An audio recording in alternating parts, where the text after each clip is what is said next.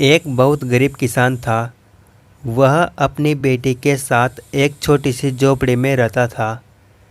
उसके पास खेती करने के लिए इतनी कम ज़मीन थी कि उसकी फसल को बेचकर उसे बिल्कुल थोड़े से रुपए मिलते थे। उन रुपयों से वे लोग ठीक से खाना भी नहीं खा पाते थे।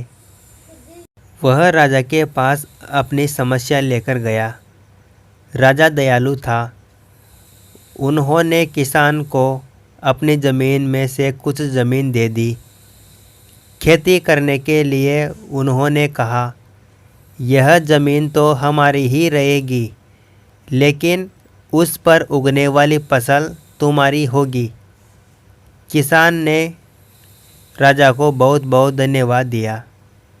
एक दिन वह खेती की जुताई कर रहा था, तभी उसका हल किसी कठोर चीज़ से टकराया।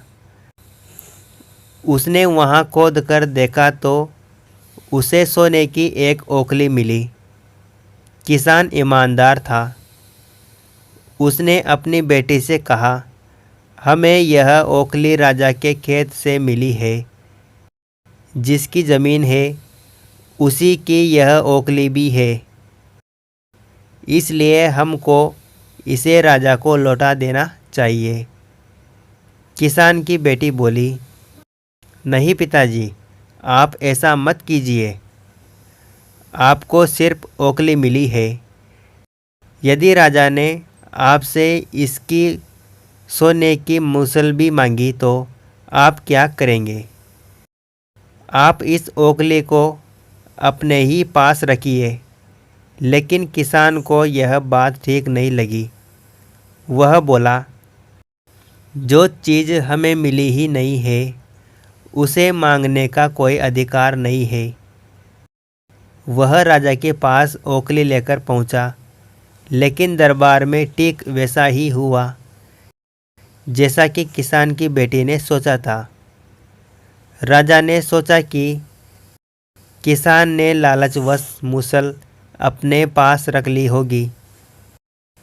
किसान बेचारा सोने की मूसल कहाँ से लेकर देता। नतीजा यह हुआ कि किसान को जेल में डाल दिया गया। जेल में न उसे ढंग से खाना मिलता था, न पानी। किसान को ऐसी गलती की सज़ा दी गई थी जो उसने की ही नहीं थी। वह खाए पिए बिना निडल हो गया।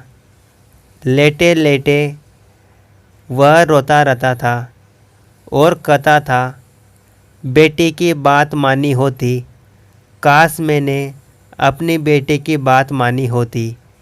ऐसे कहकर वह सोचता रहता था। एक दिन राजा ने उसे ऐसा कहते हुए सुन लिया। उन्होंने किसान से पूछा कि वह ऐसा क्यों कह रहा है। तब किसान ने राजा को पूरी बात बताई। राजा को अपनी गलती का एहसास हुआ। किसान को तुरंत छोड़ दिया गया। किसान की बेटी को राजा ने दरबार में बुलाया। उससे बातें करने के बाद राजा को पता चला कि वह कितनी बुद्धिमान है। किसान की बेटी को राज्य के खजाने का मंत्री बना दिया गया। उन्हें रहने के लिए घर और सभी सुख सुविधाएं दी गई। किसान और उसकी बेटी सदा खुश रहने लगे। किसान को थोड़ा कष्ट जरूर झेलना पड़ा, लेकिन अंत में जीत सच्चाई की हुई।